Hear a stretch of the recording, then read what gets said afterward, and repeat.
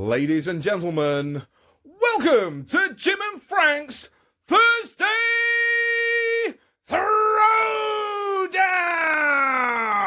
Throwdown! Jim, it's Thursday. Guess what? What? It's time for a Thursday throwdown. I knew you were going to say I know you did. How that. you how you doing this week? I'm doing okay. All right.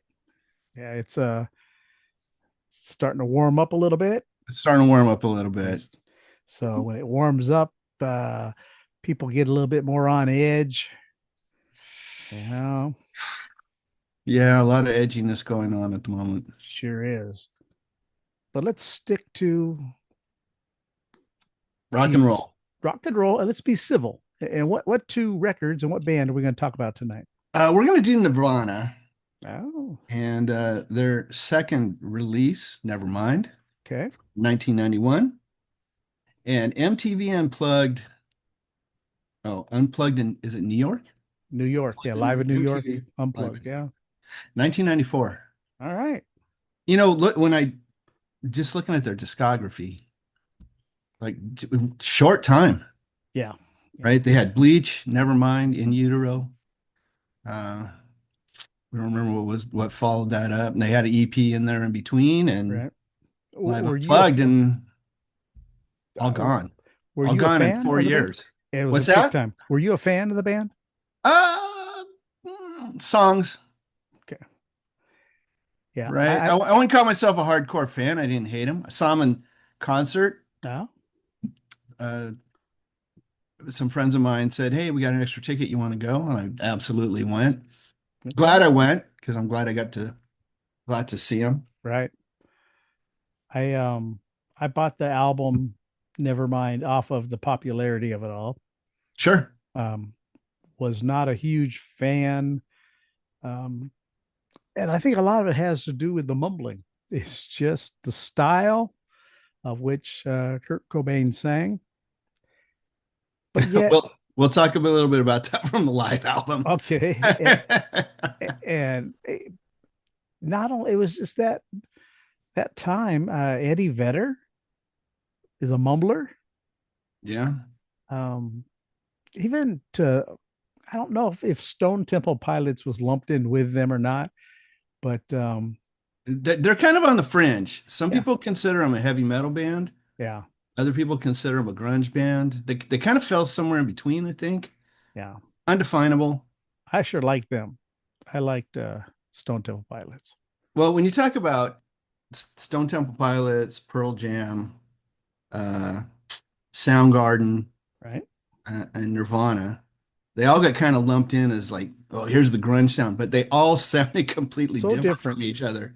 Alice in Chains was in there. Yeah, Alice in Chains. And I think that was just that wave of bands that got signed and they kind of become, like you say, lumped together. Yeah. Well, Alice in Chains is the one I was thinking of, kind of in between that kind of heavy metal, Right. grungy kind of. They didn't really fit in anywhere. Lyrically, Own they thing. were all kind of bummer lyrics on all said bands. They were Yeah. very realistic of I think what was going on in their lives. So Well, think about it, man. Seattle, yeah, it's gloom and doom, right? it's gloomy there. So Nevermind has four singles, right? Yeah. And that was one of those records, and we've talked about this a lot of times.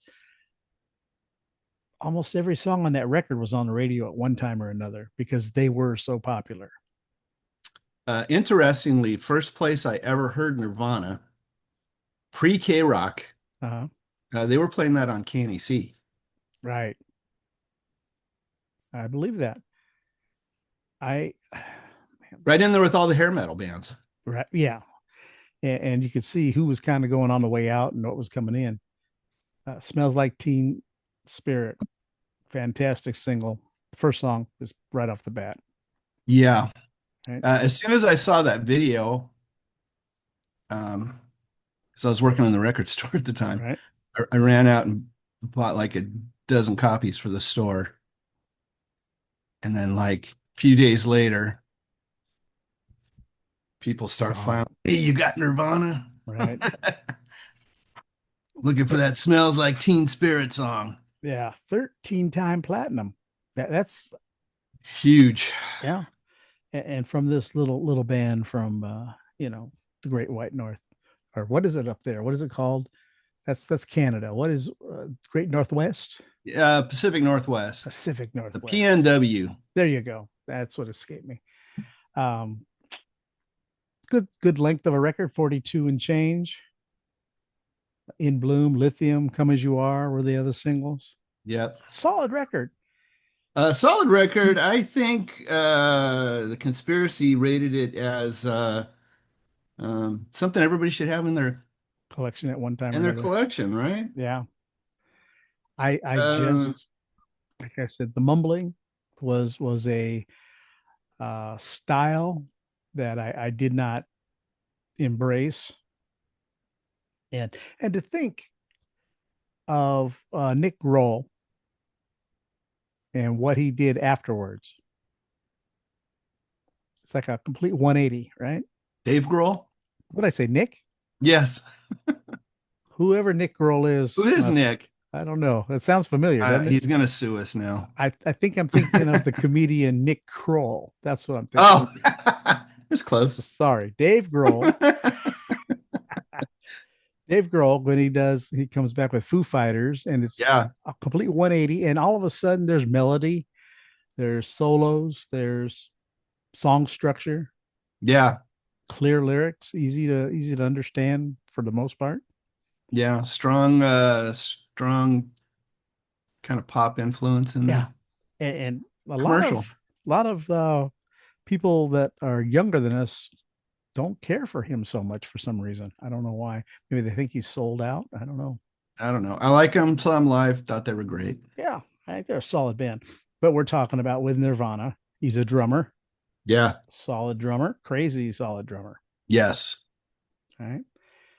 Now, the live in New York, unplugged live in New York, whatever the actual title is. Yes.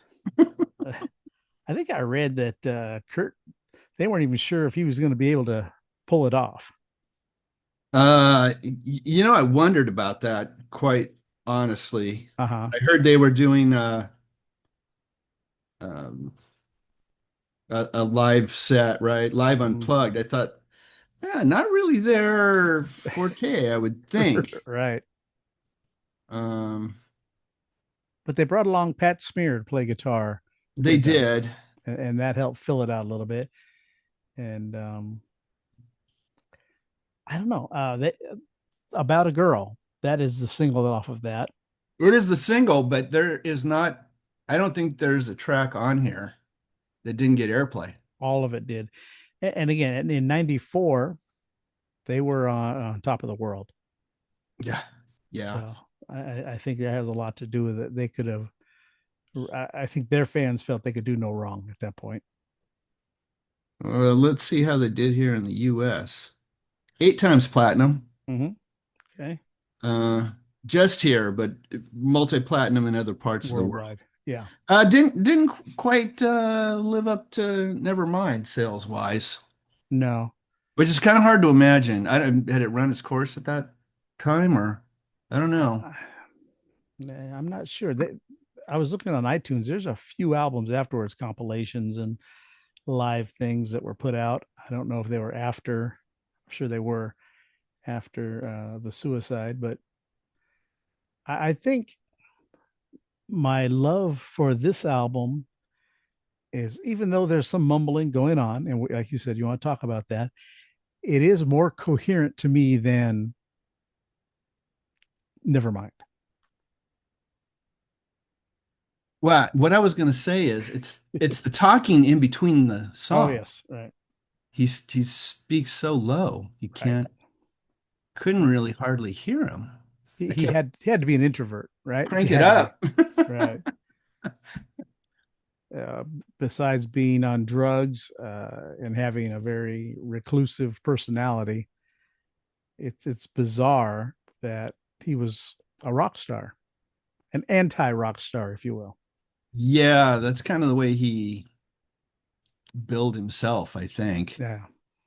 Uh, there was a story. I guess he used to drive around in like an old Plymouth Valiant or something like Mm, that. And his wife talked him into going out and buying a new Lexus, huh, right? Which they probably at that time probably spent like, 30 grand on or something right. like that. And he was driving around town and somebody saw him and they yelled out, "Rock star." And he Ah, immediately stopped driving the car. I believe it. And it Yeah. was just a Lexus, right? Yeah. We're not talking a brand new Jag or a Ferrari or anything, right? Just a Lexus. He didn't he didn't want to be seen that way. Right.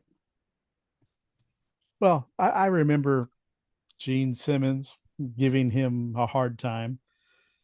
Them, Pearl Jam, and all the other bands. If you don't want to be a rock star, then don't be a rock star. Uh, you know, Kind of hard to not be. I mean, when you're selling that kind of, yeah, right? And I I think a agree. lot of it's hard for people, Yeah. right? To deal with that. Well, I think he was about just getting his music out, and whatever success came along with it was the bonus. It wasn't necessarily the objective at the time. I don't know because I didn't follow him enough, but from what I did read, it wasn't about making millions and millions of dollars. It was about Right. being an artist. Yeah. Interestingly, I've seen some interviews with him and whatnot, um, when he was obviously sober. Right. And he comes off as a pretty smart guy. Mm-hmm. Um, he was sort of the anti guitar player also, Right. right? Exactly. That whole sort of notes and chords mean nothing to me kind of mentality. Right. But they did Yeah. in a sense, right? Mm-hmm. It was just the means to get the message out, more or less. Right. And I wonder a little bit, maybe this is reading too much into it. I wonder how much of that was sort of put on. Right. For an image, Yeah, could be. like this is the way I want to portray myself, Yeah. whether it's 100% honest or not, I don't know. True. We never know. That's just it. I'm not a Nirvana aficionado, Yeah. so right, I haven't done the deep dive on interviews with him or what he thought or Right. anything, and so hard to say. But there are times when it almost seems like he's annoyed when he's doing interviews to the Mm. point of like he's just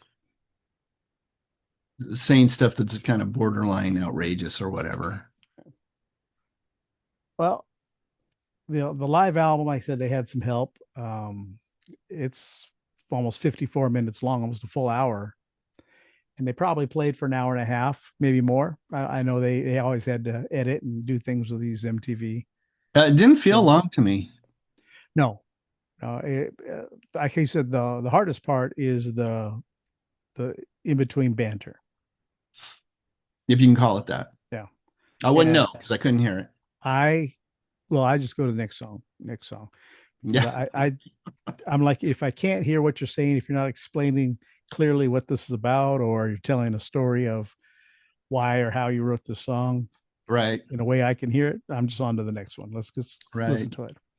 And it seemed like he was like taking jabs at the other musicians. They had a string section, Yeah, um, taking jabs at some of the other musicians on stage. And, you know, he finishes Man Who Sold the World and he says that was a David Bowie song. right. And then they just kind of launch into the next one, right? I Yep. mean, it's so incredibly low key. Yeah. Did did you find that album one that you listen to over it more than once? Um, on a regular basis, would you give that out the live album a listen, or do you have to be in the mood? I would probably have to be in the mood for it. Right. It's interesting because the sort of versions, electric versions, Mm-hmm. right, bring a lot of energy to them. Right. And these are a little subdued in a way, Yeah. right? And I mean, obviously they're playing electric acoustics, but Right. uh, Still toned down quite a bit. right, Yeah. doesn't have quite the same energy, and it seems like it almost needs that energy. Yeah. I was talking to Jacob. He said like he thinks the live album's a superior record. Hmm. It's like his favorite one of their Okay. albums. I think it's well done, well produced. I think he sounds good on it. Yeah. Um, We'll see. I don't know how much they had to patch it up, but I don't know.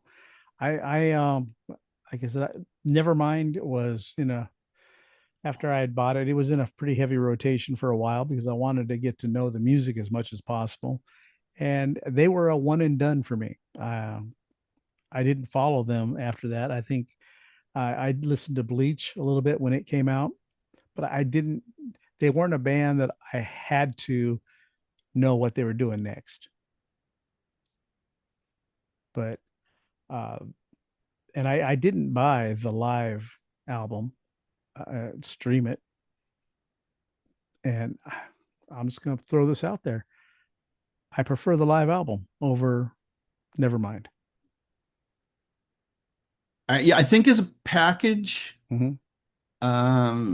I think I'm going to agree with you on this. Interesting. I didn't think you'd go that way, only because that Nevermind does have energy to it, but it to me the acoustic songs, the versions of their tunes acoustically lend to the bummer of the lyrics more than the electric. Kind of true. I mean, there's a couple songs on there that I could skip over, Right. but yeah, I think you're right because like when you hear it acoustically, it's like, wow, you really recognize the downer that a lot of these Yeah. lyrics are, right? I mean, it was like some dark stuff, Yeah. man. Yeah. And I guess all the other bands were doing pretty much the same thing at that time. That whole Seattle scene, and it could be the weather, could be the gloom up there. I don't know. But it wasn't a happy bunch, even though didn't they have a happy face with a bullet hole in it or something? Yeah, on one of their shirts, right? Uh, well, you mentioned Gene Simmons. There was Uh-huh. Paul Stanley quote, like, I don't know what these bands are going to do after making millions of dollars, right? You're no longer sleeping in somebody's, roach infested Yeah. uh, garage. Right. Oh, woe is me. Oh, woe is me. It can only rain for so long. Right. Well, we know what happened with one of them. He couldn't deal with it at all. So Right. that could very well be the answer of what I'm going to do with all those millions. I'm going to leave it to my daughter.